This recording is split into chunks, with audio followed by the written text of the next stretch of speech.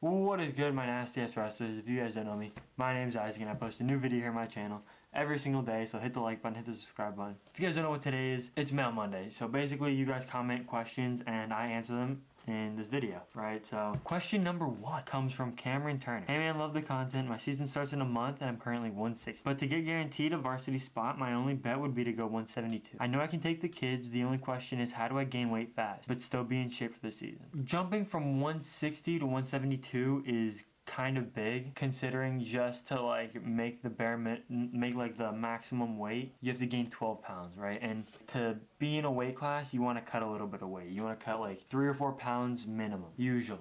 Right, you say you can take the kids, and I don't know what state you're in, so maybe 172 has a trash weight class. But for the most part, when you get into the upper levels of the state, like all the kids are good.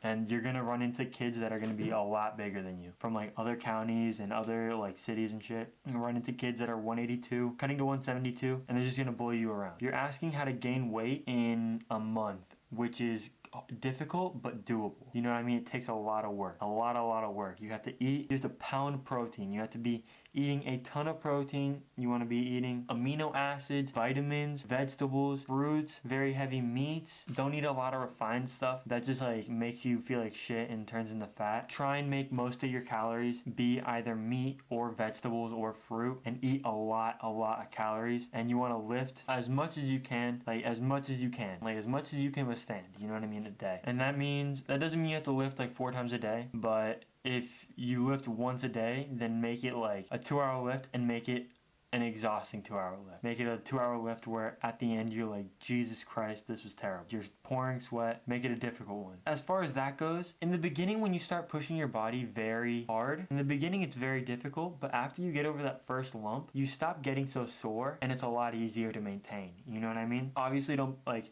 push yourself to the point where you like die. Always drink a ton of water. Always work hard, but work smart. Know yourself. Take my advice with a grain of salt. Know your safety first, okay? But you want to pound creatine, all like amino acids, all the supplements you can, pounding protein, eating like good meats, good vegetables, good fruits. Stay away from like carbs and processed sugars, like a lot of cereals like Fruit Loops and Frosted Flakes. I'm not a big fan of pasta when you're trying to like pasta is good as like carbs, but like it's not the right kind of carbs, you know what I mean? It kind of does the opposite of what you're trying to do. So yeah, good luck with that. I hope that helped. Next question. Last Patriot. I weigh 140 to 143. I want to wrestle 138 this year. Is that a smart decision? I've grown since last season. I did decent as 120 but got crushed as 126. But I've grown in size via height and muscle. And you said you got crushed in the 126 weight class last year. You might see some of those kids in that weight class this year because like just like you, everyone grows over the summer. But you probably won't see all of them. There will probably be a lot of kids that stay in the same weight class, and that's good. Alright, I like that you're cutting 5 pounds, like you say on the heavy side you weigh 143, like that's a good weight to be wrestling 138, you know what I mean? You're not sucking yourself dry. 5 pounds is just like missing a couple meals and like maybe dehydrating a little bit. It's nothing like insanely major, you know what I mean? Yeah, I think wrestling 138 is a good decision for you, and like even maybe 132, like if you can cut the weight and if it looks right for you, right? I wouldn't even rule out 132 as a weight class for you. Next question, John Smith.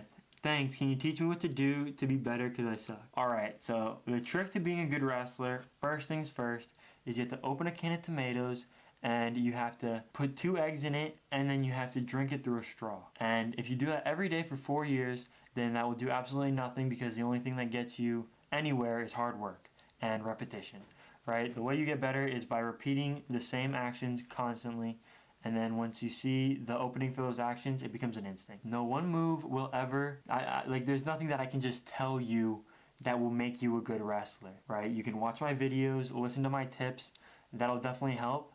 But in the end, it's completely up to you and your ability to persist and your tenacity and your work ethic, your ability to push yourself and your muscles and your ability to withstand exhaustion. These are all factors that play into your, like how you perform on the mat. Last question, alright, from Levi Joe. Hey, so my school got hit by Hurricane Florence and we've been out of school for like 2 months and I've had no preseason practice. Any tips on that? I started wrestling last year but broke my collarbone 1 month into season, so I've had like no experience, but I'm not too bad because I won my match. I just haven't wrestled in a while. Are there any tips you have for that? Alright, so no offense, but if you've been wrestling for 2 months, then odds are you aren't as good as you think you are. And like if you only wrestled for 1 month, then I don't even know if you got any matches, like any legit matches. Maybe like it doesn't say, you say you won your matches, but if you've only if you only wrestled for 1 month, then that makes me think you either went to a dual meet, like a single dual meet, a JV quad, you were wrestling only in practice. You know what I mean? Because like there's no way in a month you've gotten enough exposure to really calibrate whether or not you're like a decent wrestler, right? I didn't know I was a terrible wrestler until I'd been wrestling for 4 years. So as far as like not having a school to practice at, that really does blow. The first thing that you need to do is try to find a club. Try to find a nearby club. Try to find like some group of people that are wrestling.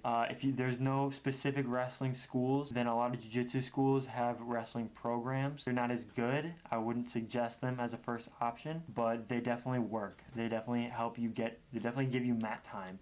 You know what I mean? That's the most important thing, being on the mat. If you can't find any schools, then, even if you do find schools, but if you don't, then look for weekend tournaments. Look for as much competition as you possibly can so that you can get as much mat time as possible, right? The more time that you spend on the mat, the more time you spend getting better. You know what I mean? This sport is all about whoever dedicates themselves, like not only like the most time to like being on the mat. So the more time you spend on a mat, like if you spend more time on a mat than someone else, you're gonna do better than them, like 9 times out of 10, unless this person's work ethic is significantly higher than yours.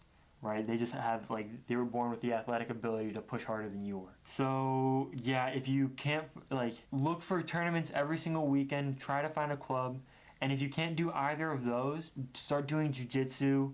That helps a lot with wrestling. That helps a lot with grappling. Just like in weird ways, because like it's not like actually practicing for wrestling.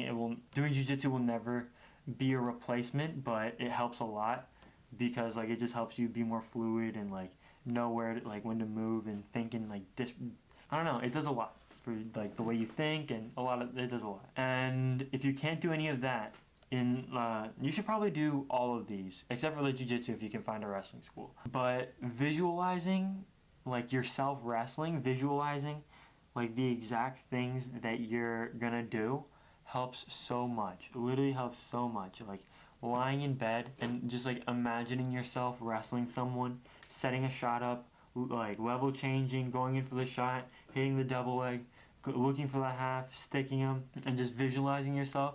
And when I say visualize, I mean think of nothing else. Close your eyes and think of nothing else except for you wrestling.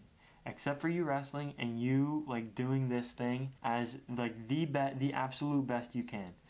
Just imagine yourself completely like messing someone up so bad that their parents would be embarrassed. You know what I mean? That actually helps a lot. I've learned new techniques just from visualizing them. Like I saw them online, I visualized them for like months and months and months, like over a summer, and then when I went to go coach, I was hitting them like immediately in live, which I know isn't the same because I was a coach. So yeah, if you guys like my video, hit the like button, hit the subscribe button. If you guys haven't entered into my wrestling shoe giveaway, I'll put a card up. But until next time, I'll see you guys. Peace.